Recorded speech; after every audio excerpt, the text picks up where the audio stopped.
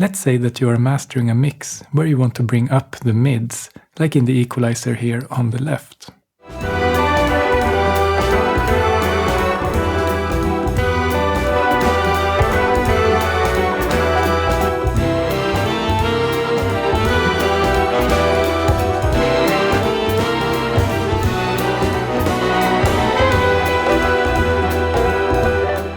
The mids are popping out, no problem.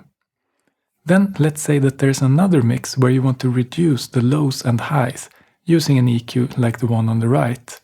Here the lows and highs are attenuated with shelving filters.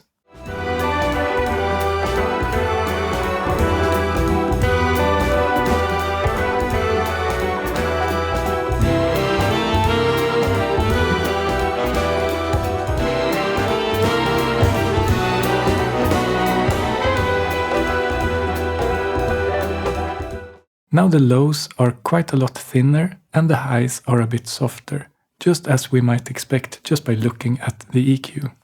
But these two EQ curves, they look kind of similar, except for a gain difference.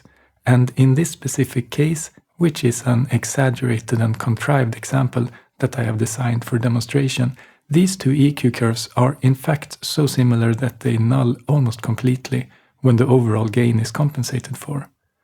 But the intentions when using these two EQ curves are quite different, and as we can hear, they also sound quite different when we are comparing using the bypass buttons. So how does this EQ curve actually sound?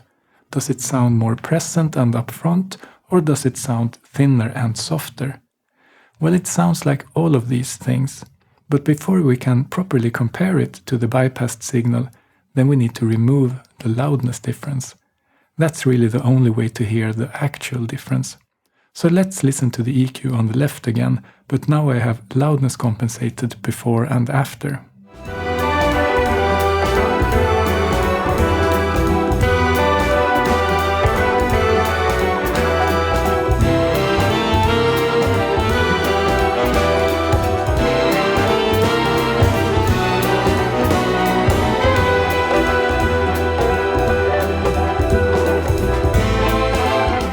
Now the difference isn't quite as drastic as it was before, but we can hear that both the mids get more pronounced with the EQ enabled, and also that the lows get thinner and the highs get softer. So it's possible to hear all of these effects. Almost any move that you can make with an equalizer will have some sort of opposite reaction somewhere else in the frequency spectrum. Adding mids like we did here will also make the lows and highs relatively quieter than the mids, and vice versa, reducing the lows and highs will make the mids relatively louder. We can think of this as the explicit and implicit effects of the EQ. In the EQ on the left, the boost is the explicit action, resulting in a more upfront sound.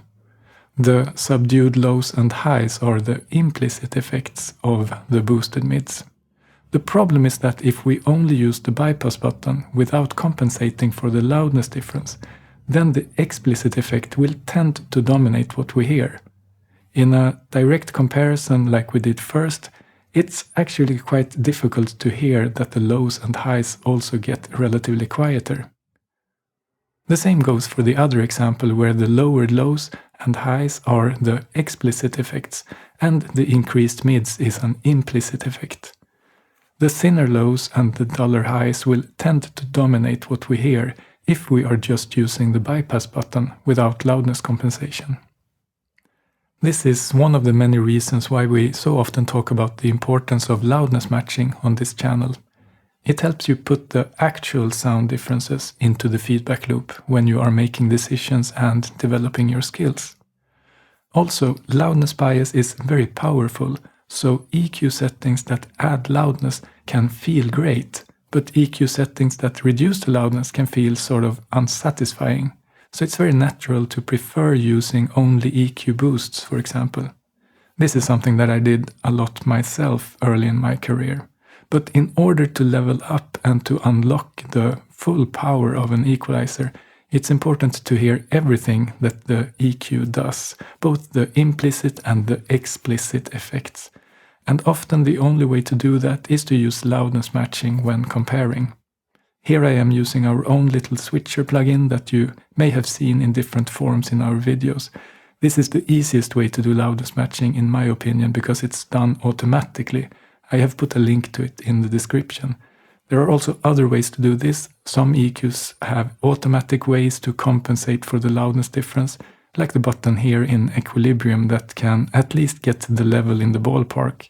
You can also manually tweak the output level of the EQ so that on and bypassed sound equally loud.